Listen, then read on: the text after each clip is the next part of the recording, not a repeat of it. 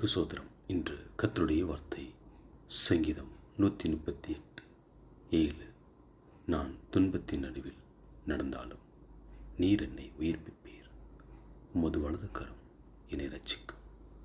கர்த்தருக்கு பிரியமானவர்களே, தாவீது ராஜா கர்த்தரை நோக்கி பாடின பாட்டுதான், என் தேவன் நான் துன்பத்தில் இருந்தாலும் நான் வேதனையில் இருந்தாலும் தேவன் என்னை காப்பாற்றுவீர், என்னை உயிர்ப்பிப்பீர், உமது வலது கரம் என்னை தாங்கும், என்னை நடத்தும், என்னை தேற்றும், என்னை ரட்சிக்கும் என்று சொன்னார்.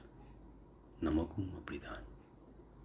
தேவன் மட்டுமே நம் வாழ்க்கையில் துன்பத்தை நீக்கி வேதனையை நீக்கி நமக்கு சந்தோஷத்தையும் சமாதானத்தையும் ஆசீர்வாதத்தையும் தர முடியும் என்பதை நாம் அறிந்து கொண்டு கர்த்தர் மீது அன்பு வைத்து அவரை பற்றி கொண்டு அவரை பிடித்து கொண்டு வாழ்வோமானால் கர்த்தருடைய வலது கரம் எப்போதும் நம்மோடு கூட இருந்து நம்மை தாங்கி பிடிக்கும், நம்மை வழிநடத்தும், நம்மை கண்மணி மீது வைத்து அழகு பார்க்கும்.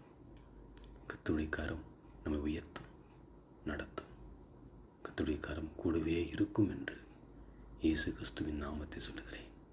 ஆமென்.